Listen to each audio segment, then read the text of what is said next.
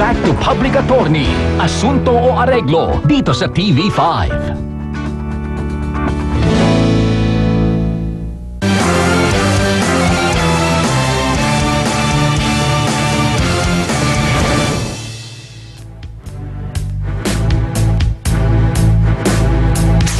Ang kaso, Alarms and Scandals. Base sa Article 4, Number 4 ng nasabing batas, lasing man o hindi ang sinuman na magdudulot ng kaabalahan o iskandalo sa mga pook pambayan ay maaaring makulong ng mula sa 1 araw hanggang 30 araw o pagmultahin ng hindi hihigit sa 200 piso. Eh yung bata, sinong pinakilala mong tatay niya? Si Joey po. 1 year old pa lang naman po yun mamaya pag lumaki na Eh bakit hinahabol mo pa si Lando? Ay hindi naman nakapangalan kay Lando ang bata. Kasi po pinangako po niya yun na magbibigay po siya kahit papano dun sa bata. Ang habol niya lang po yung pera. Ni Lando. Eh bakit tinatanggi ni Lando? Nang sitahin sila. Ewan ko sa Raul na yun. Sinabi ko nga sa kanya, bakit ka natanggi mo? Alam mo naman na anak mo yun. Ano sabi ng pamilya nila Joey at Lando tungkol sa pangyayaring to? Alam ba nila to? Nagulat po lahat sila. Oh, ano sabi ng nanay at tatay ni Lando at ni Joey? Sabi naman po, andyan na po daw yan. Kumbaga, kailangan ayusin na lahat. Sabi niya, kung talagang tanggap ni Joey, okay lang. Ay, yung pamilya mo? Okay lang po, kasi kumbaga nandyan na yun. Tinanggap na rin nila. Mahal mo pa rin si Lando ngayon? Hindi na po masyado. Anong hindi na masyado? Sinong mas mahal mo kay Lando at kay Joey? Kay Joey ko na po inaano yung panahon ko. So, Sinong hinahanap mo sa gabi? Si Joey, si Lando? Bot.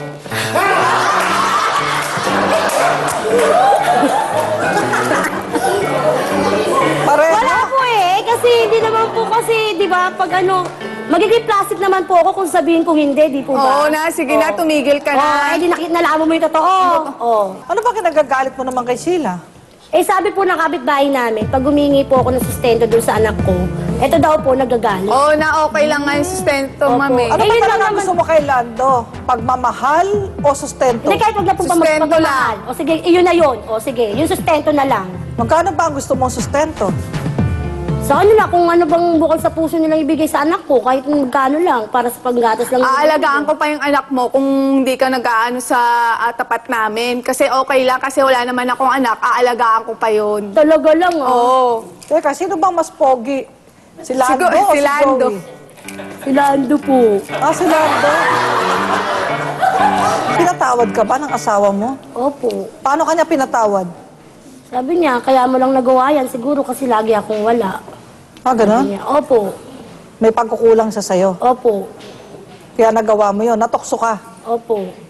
So alam mo nung nakipagrelasyon ka kay Lando, ikaw ay nagkakasala ng kasalanang adultery. Opo. At pwede kang makulong kung magdidemanda si Joey. Doon sa mga ginagawa mong yan, meron kang mga batas na nalalabag. Opo. Doon sa kasong adultery, sang-ayon sa Article 333 ng Revised Penal Code, pwede kang i-demanda ni Joey. Pero ayaw magdemanda ni Joey, kaya nalulusutan mo. Pero kung magdidemanda si Joey, pwede kang makulong sa maximum penalty na 6 na taon. Mas mahigpit ang batas natin ngayon sa kababaihan kaysa kalalakihan. 6 na taon. At merong matibay na ebidensya, yung batang yan, at ikaw mismo nagsasabi na hindi anak ni Joey yan, kundi anak ni Lando. Opo. O, di ba? Doon naman sa pambabato mo ng bahay na tinutuluyan, nila Sheila at Lando, pwede ka rin makasuhan ng alarms and scandal.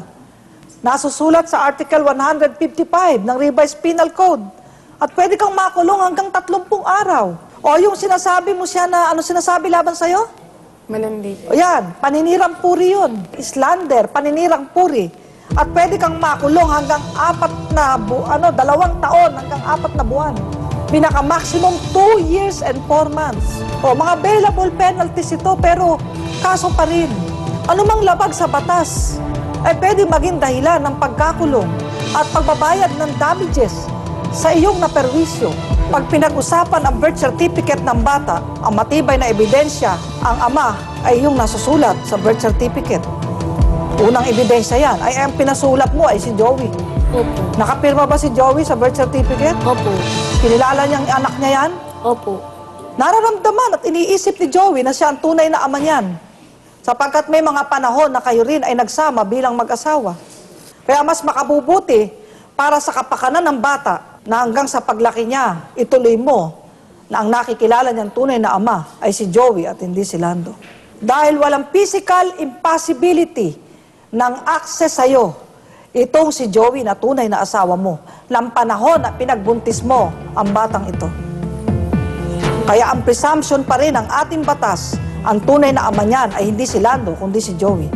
At kapag ang isang babaeng may asawa ay nagbuntis, ang presumption ayon sa family code, ang ama niyan ay ang asawa at hindi ang kalaguyo.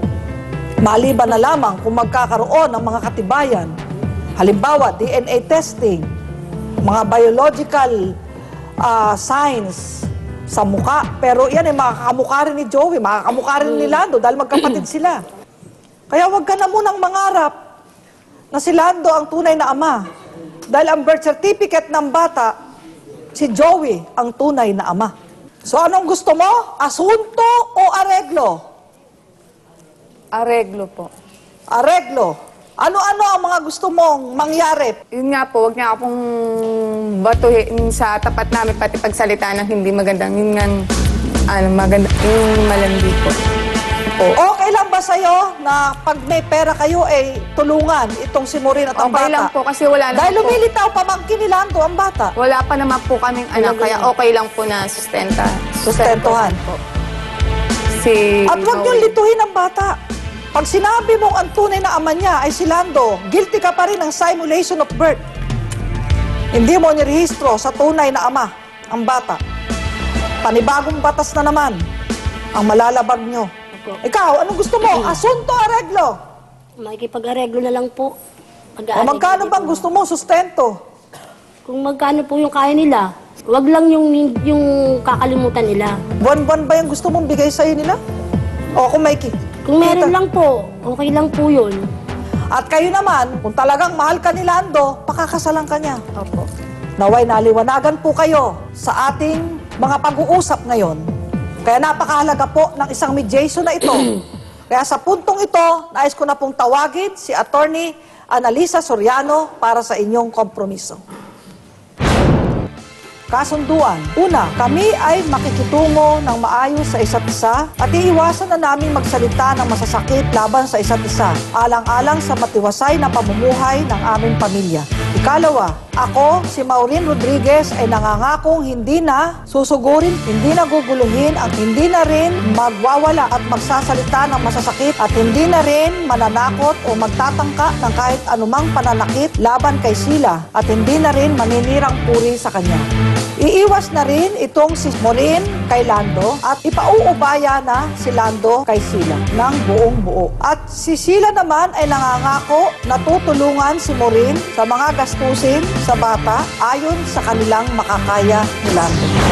Ako, natutuwa ba kayo dito, kuya? Hindi po. Ang nilabag niya po ay hindi lang batas ng Diyos, kundi batas ng tao. So, hindi ka natutuwa kanino? Sa nasasakdal po, dahil ang Diyos nakakapagpatawad, pero ang batas ng tao ay hindi. At syempre si ate, ba't natin kakalimutan ng mga girls dito, di ba? O, ikaw ate. There's no need na humingi ng sustento si Maureen dito sa kay kina Sheila. Kasi po, madidistort ang utak ng bata. Paglaki niyan, magtatanong, bakit si Tito nagsusuporta sa akin? Eh, may tatay naman ako. So, ang pinaka-best dyan is i-focus ni Maureen ang pagpapalaki ng kanyang anak, ipakilala na talagang kanyang tata eh si Joey. O, ikaw naman ate, syempre, final word. O, sa tingin mo ba magandang nagkaayos at o nagkaaregluhan nitong si Sheila at si Maureen? Okay naman at nag-ayos sila. Pero kung ako kay Maureen, utang na loob Maureen, tigilan mo na ang panggugulo kasi lahat ng pinupukol mong salita kay Sheila, ikaw ang may gawa. At yan po ang masasabi ng ating mga kapatid. Ang pag-ibig para sa isang kasintahan, para sa isang kasuyo, ay hindi isang laruan. At ang kasal ay napakahalaga na dapat igalang at proteksyonan ng ating lipunan at maging ng ating pamahalaan. At yayamang ikaw, Maureen, ay kasal kay Joey, makabubuting ayusin mo ang iyong lakad, ang iyong buhay, para ang katapatan mo ay maibigay mo at maihandog mo kay Joey na iyong asawa. Kaya lagi po nating tatandaan, pagdating sa batas, lahat patas. Ito ang inyong public attorney. Tapos na po ang ating case. Gusto mo ba exciting? Ay, may irereto ako sa'yo. Sa loob ng sinihan, anong nangyari? Inipuan niya po ako. Hindi totoo yung hinupuan. Hindi totoo, ang kapal ng mukha mo ah. Ang dami-dami tayo sa Bakit hindi sinya. pa- May katabi pa nga tayo. Paano ka may hinupuan? Saan ka hinipuan? Sa maselang bahagi po. Bakit ka umiiyak? Kasi po sobrang naaasar po ako eh. Ito na ang public at hindi ka magsisisi. Liga to ng katarungan.